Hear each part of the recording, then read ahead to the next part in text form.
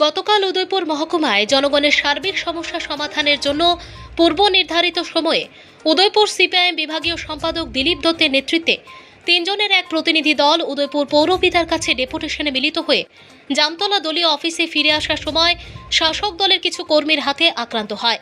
এই ঘটনায় বিস্তারিত ঘটনা জানিয়ে মঙ্গলবার উদয়পুর জামতলা সিপিআইএম বিভাগীয় কার্যালয়ে এক সাংবাদিক সম্মেলন সংগঠিত করেন সিপিআইএম রাজ্য সম্পাদক মণ্ডলীর সদস্য রতন ভৌমিক। তিনি বলেন, গতকাল সিপিএম নেতা ও কর্মীদের ওপর আক্রমণ ঘটনার ব্যাপারে গতকাল রাতে রাধাকিশোরপুর থানায় যান। ঘটনার যারা জড়িত তাদের বিরুদ্ধে অভিযোগ জানিয়ে ফিরে আসার সময় আবারও আক্রান্ত হন সিপিআইএম উদয়পুর বিভাগীয় কমিটির সম্পাদক দিলীপ দত্ত সহ আরও অনেকে। এর বিরুদ্ধে শাসক দল বিজেপি কিছু সমাজদ্রোহী এই আক্রমণ সংগঠিত করেছে বলে সাংবাদিক সম্মেলনে অভিযোগ করেন উদয়পুর সিপিআইএম বিভাগীয় নেতৃত্ব। তারা আরও অভিযোগ করেন, পুলিশের সামনে ত্রিপুরার কর্মচারী সমন্বয় কমিটির অফিসের আসবাবপত্র ভাঙচুর করা সহ কর্মচারী নেতাদের উপর আক্রমণ করা হলেও পুলিশ কোনো ব্যবস্থা নেয়নি। সমস্ত ঘটনা জানিয়ে মঙ্গলবার উদয়পুর মহকুমা পুলিশ আধিকারিক অজয় দেববর্মার সঙ্গে মিলিত হয়ে গতকালকে সমস্ত ঘটনা জানিয়ে দোষীদের বিরুদ্ধে ব্যবস্থা নেওয়ার দাবি জানানো হয় বলে সাংবাদিক সম্মেলনে জানান রতন ভৌমিক। সাংবাদিক সম্মেলনে রতন ভৌমিক ছাড়াও উপস্থিত ছিলেন উদয়পুর সিপিআইএম বিভাগীয় সম্পাদক দিলীপ দত্ত, নিখিল দাস, পূর্ণমোহন জমাতিয়া সহ অন্যান্যরা। পৌরসভার থেকে 20 মিটার দূরত্ব হবে।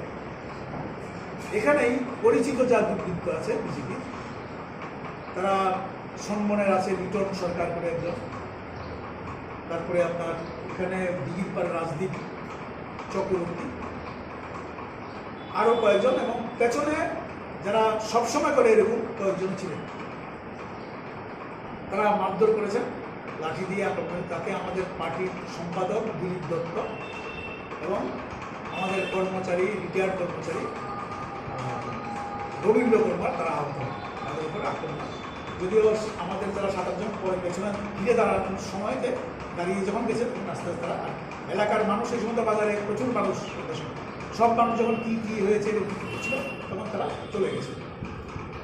আমাদের তারা পার্টি বসে এসছে, দিলীপ দত্তকে হাসপাতালে নিয়েছে, হাসপাতাল ডাক্তার দেখেছেন, আর কর্মচারী বন্ধু যিনি রিটায়ার করেছেন তিনি আর ভয়ে হাসপাতালে যান। তারা যথারীতি এসে ওসির সাথে যোগাযোগ, ওসি বলেছেন আপনারা 6:30টায় আসুন। আমাদের তারা 6:30টায় একটা এফআইআর নিয়ে গেছে। প্রায় 7টা বেজেছে।